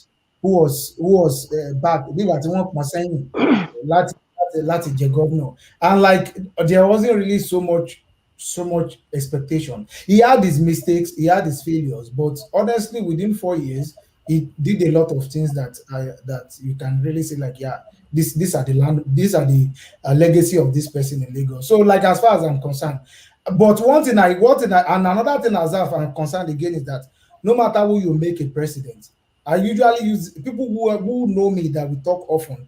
They would say like, yeah, like this guy usually say this thing. If you make a goat a president, no matter what, a goat will do something. Now the issue will be what the goat has done with what is expected. Is it enough to people's yearning and aspiration? So that is what I can say about that one. But I would like to say something on what Oga Benjamin said earlier when he said something like, if everybody sweep the front of his home, then the world is going to be a clean place. The only problem is that everybody is not going to sweep the front of their home. That is the problem. Like it's a fantastic provision, it's a fantastic provision, but that is exactly the reason why we have leadership. There are some people you don't need to push them at all. They are going to do the right thing. You don't need to push them at all. But there are some people you have to push them. And that is why we have leaders, and that is why leaders create laws. The other example I also usually use when I'm talking about this thing is the example of zebra crossing. If you have zebra crossing in a city, for example, and no leader is enforcing the law, saying, if you disobey traffic rule, you are going to be severely punished. Nobody is enforcing it. There are citizens who, out of whether they are good nature, good upbringing, fear of God, they will always obey the traffic sign without anybody telling them. But there are some people they will never want to obey, and that is exactly the reason why we must have leaders to whip them into line. So that is the exact reason why we need leaders, because everybody is just basically not going to sweep the front of their home.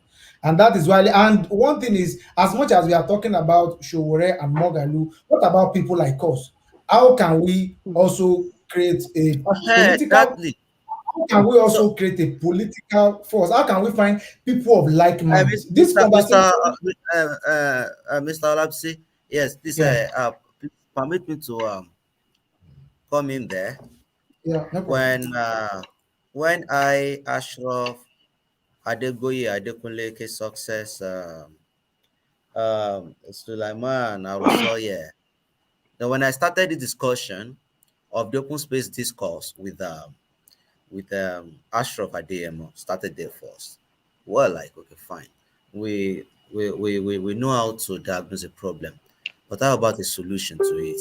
We go to the social media and we see people have in fact people are just ignorant of what they are saying. So you see people insult themselves on Twitter, on Facebook, in name of debates and dialogues, all those and all that. So fine. So we felt okay. We had looked at Tafa Baliwa anyway, set up the Bauchi discussion circle at about 31 or so. And then you've had go back to the times of Wole Soyinka and all these above Femi Awolowo. Look at the organizations they belong to. Look at the things that they did. So now, it is easy to complain that Nigeria is bad. It is easy to complain that because what I think is, I think the youth are not including themselves in politics. I don't think it is necessarily because maybe anyone says the youth should not come into Mm, politics. I think we are mm. the ones not. Okay, okay, Sorry to cut. There was something I planned to say earlier before you continue this thing. I wanted to say it okay. about people like Showore and Co. People Mm, like Showore, the political party Showore is running on is a party created by him. mm. Yes, If I'm not mistaken, or probably is also the chairman of the party, It's a monolithic party. and he's also the presidential candidate of the party. The reason why I He's the said that is logistic. because He's the I remember logistic person and there everything. is a particular post I wrote like in 2018. In fact, it was yesterday saw that post again on Facebook. What I wrote there was like, when will Showore, Duro Toye, and Co. when will they conduct the nursery of their party? I don't know whether you get what I'm trying to say there. You know, the Exactly. big parties, they do primary election. Primary. So which nursery or primary election throw up these people? So when we before you can, I mean, we say this is a democracy, except they are running as independent candidates, which they are not. Is there any internal democratic process that throw them up as the flag bearer of their party? We have actually not seen that. So that being trying to organize yourself and trying to be patient, we are yet to see it in the current crop of those who have pushed themselves forward. Like I remember when somebody asked in one in 29 before the 2019 in the debate, okay, Mogalu, Ezekwesili, Federal Duro Toye, Shore, all of you, you want to be president. Why don't you have one party where one of you will say they want to be president, another will go to the house, another will go to, but everybody is saying no, you really can't. They are saying you can't make a change in the house. The only place you can really make a change is the presidency. That was the answer they gave. But the fact is this: if you have the same mindset of change, why can't you work together? After all, even if you are the president, you cannot do the job alone. You need to work with people, right? So it is that ability to organize. It is that ability to organize, which we, the youth, are not doing yet. We have to actually organize that. And just to go back to what you are talking about on what Bashir was saying, that what you see, like those who have like minds, when are we going to organize and be actionable about, yeah, like there is a common slogan people say, organize, don't agonize. Organize, don't agonize. We, all of us here, you and me, we are all youth. We are not organizing. We are not participating. All of us, we say that politics is a dirty game. All of us, politics is a dirty game. Now, if you ask you, who do you think Femi Panikayode is? He's a dirty person, right? Now, a dirty person is playing a dirty game. What is the problem? If a dirty person is playing a dirty game, let dirty people play dirty game. There's no problem. We on the sideline, we keep complaining. Oh, Kayode is doing, but we ourselves, we are not doing anything. I think, this Nigeria has finished. Imagine if Kayode they are Like, starting with today. uh, But uh, you, what are you going to do about it? Aside from agonizing, that Kayode is becoming is organizing instead of us agonizing. So what I think the main thing we should be discussing is how exactly should we youth organize? that is the final question Organize. We we have to are getting to. organize. We have to Okay, organize. okay, fine. I think Mr. Olabisi just drove us to the concluding part of this discourse, because I've always wondered, Mr. Benjamin, I've always wondered that does a good man actually have to die for at the hands of bad people? Can he not even seize power and still be good? Exactly. So why does a good man has to be at the mercy of, let's say, the bad ones? So if we are gonna sit at the open space discourse, if you are gonna be on Twitter, if you are gonna be on Facebook and say, oh, those things so that does not have sense. So that is chopping grass and chopping. So But we that that we have sense, we are not going to do exactly, anything. We that exactly. we have sense, we are not But going to later, do anything. we are exactly. So we are not going Yorùbá to ní do òkú anything. níbẹ̀ oníwọ̀n pín dáadáa. You are not Exactly. there. You So said they are not sharing it well.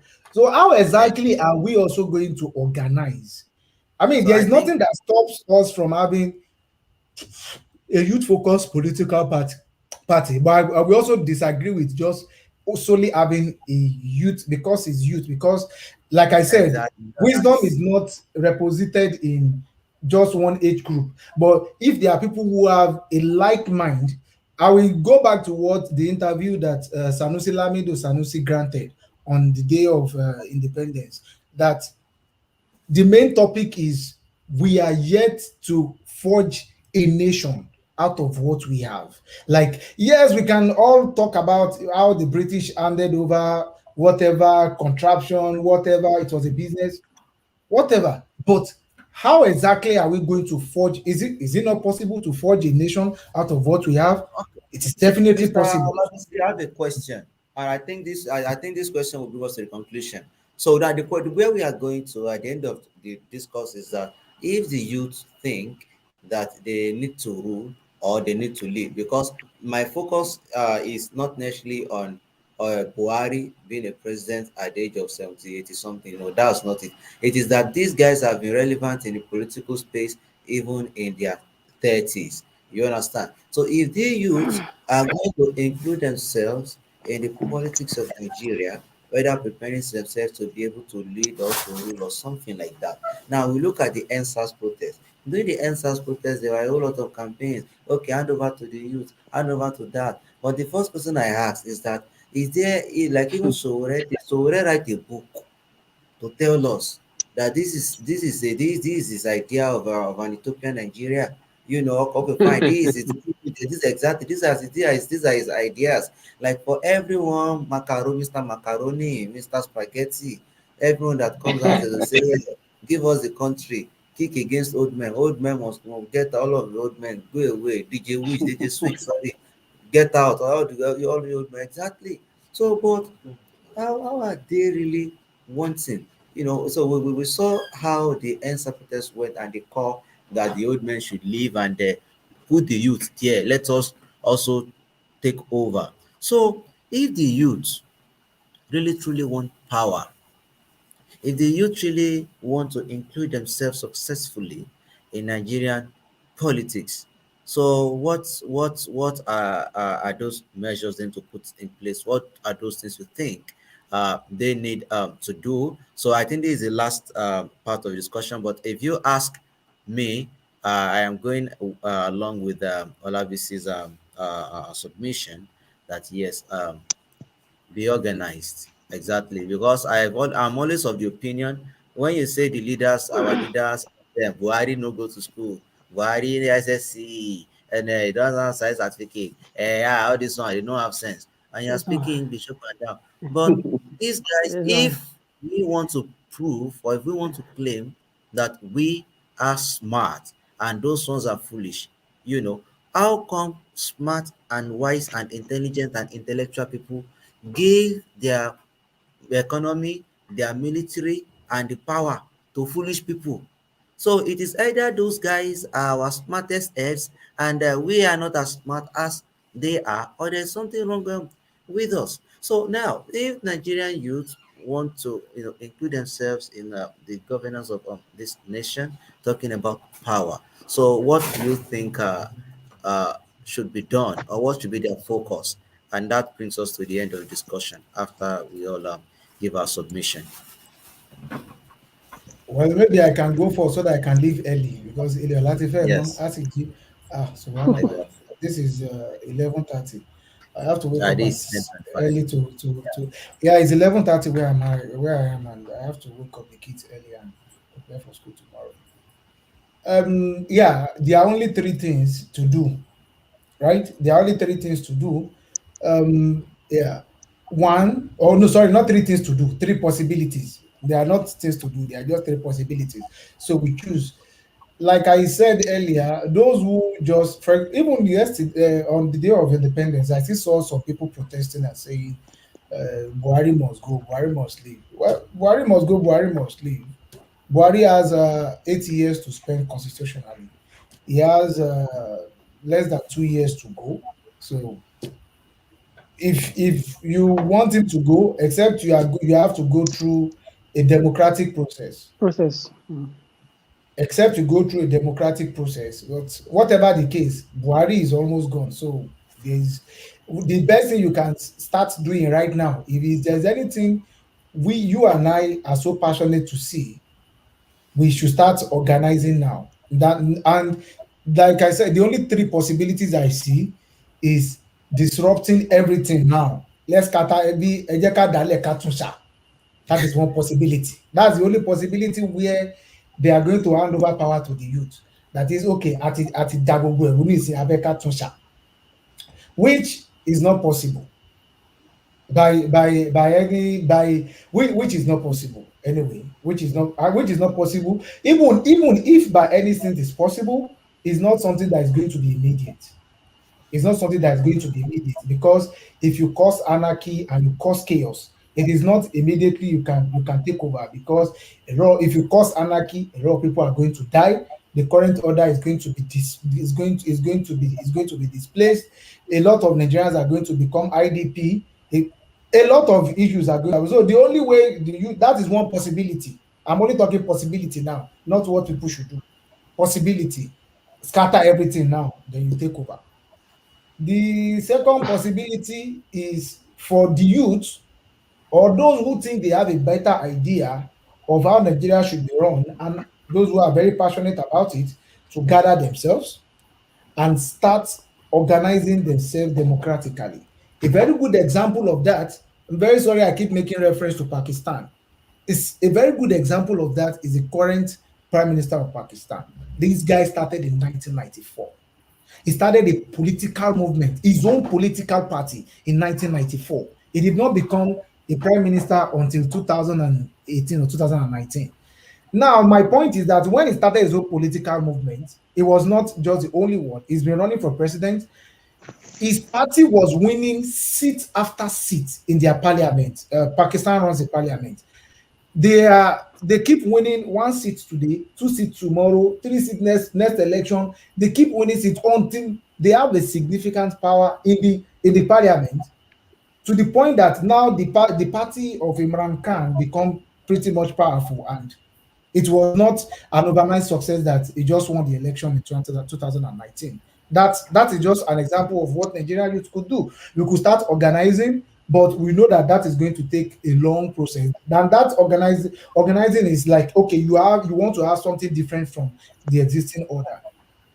The third possibility is to infiltrate the existing political platform. That is the third possibility. So you infiltrate it, and you start slugging it out with the big wigs in there, trying to see if you can change things and make things from there. Those are just the only three possibilities I see. So yeah, that's my submission. Okay, thank you very much. Mr. Benjamin, do you have uh, any contribution? Yes, I I will, just like engineer said, that it requires process.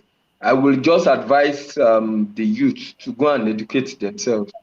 How long that's going to take, I don't know, but they should go and learn. As it is apparent that they have a lot to learn. Look at the case of Igbo's uprising of a Yoruba nation and the warning that I gave, and look at where everything ended.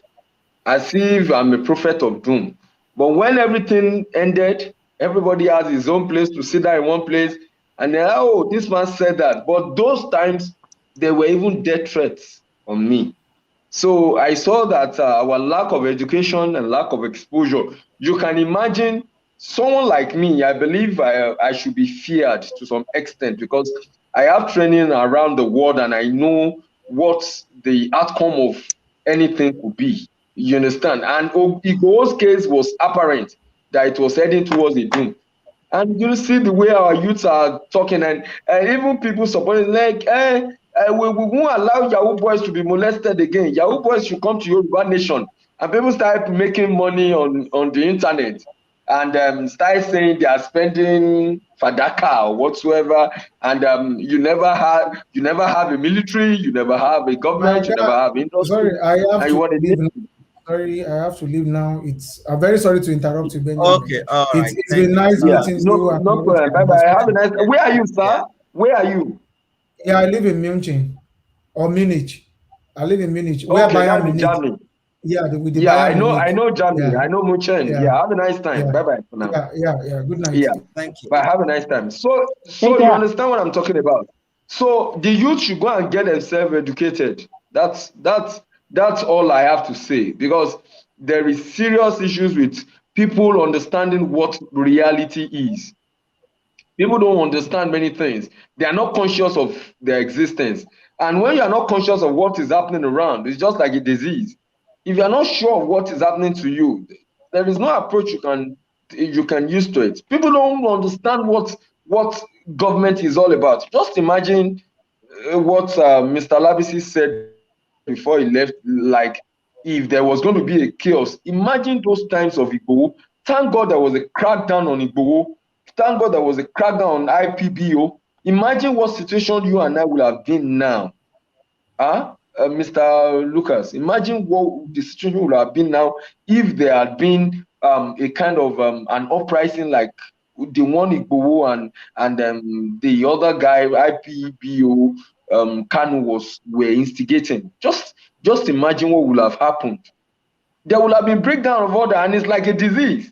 When you have infiltration of a disease into somebody's body like a microbe, everything will start happening. You start having headache today, fever tomorrow, eye ache tomorrow.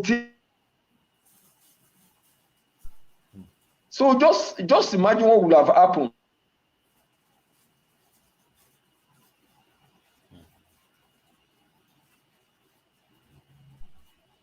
Because people are not educated enough to understand what the reality is, what governance is all about. You just think these people, okay, since Igboho has been apprehended, since did we have anything about Fulani killings and all that? And these were people just telling us, misinforming us. That's one of the dangers we have. So to wrap things up, please, the youth should go and get themselves educated. They should go and learn. That's that's the solution to the problem now, not to just want to take leadership. If you cannot rule yourself, you cannot rule a city. They should go and learn. They should go and get educated. I work in the university. A lot of people saying there are no jobs in town are not even employable. I'm telling you, undergraduates cannot even answer questions correctly on the booklet. And you are now blaming government for not employing you. A lot of them are not employable. They don't have the right disposition to someone that will be employed. Am I still on? Yes, yes, yes. You are. Yeah. You understand what I'm saying? So if you don't Exactly. have, if you are not employable and you are complaining about no job or all that, it's not fair. So before talking about leadership, I think they need to learn and get educated, rule themselves before they can rule people. You know, there are many youths heading some little departments. Give them things. What do? Mismanagement of funds, debauchery, lost juvenile delinquencies up and down. These people cannot take over, major country. Imagine what these youths are doing. What do they, even the money they tend to have hold on through their fraud and what they do, internet fraudster and all that. What do they use it to do? They use it to buy Brazilian hair for their girlfriend. Imagine a lady, an undergraduate wearing a Brazilian hair. Are you with me, sir? Hello? Hello? Hello?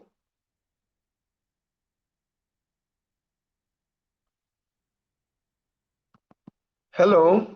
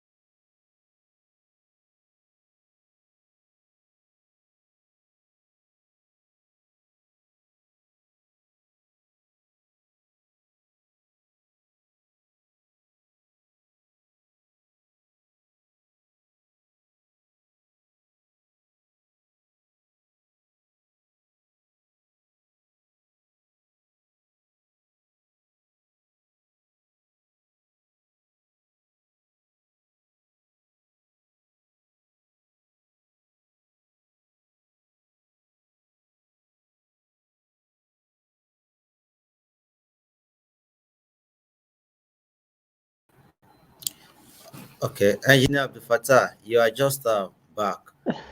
Oh, okay.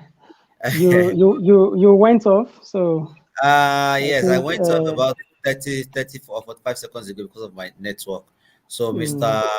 Benjamin was giving us the his last some it's last exactly submission. Exactly. exactly. Do you want to add anything before we go off?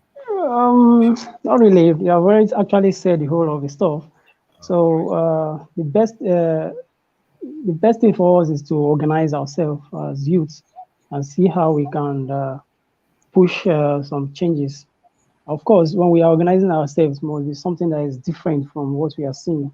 Must be something that is filled with knowledge and filled with a lot of And it things that doesn't are totally and it different. doesn't and it doesn't necessarily have to be an anti-elder campaign or movement. Exactly. It doesn't have to be. It doesn't have to be anti-elder. It does have to be basically based on capacity, capacity to rule all those things. So that is stuff. So yeah, let us organize ourselves and see how we can make things forward.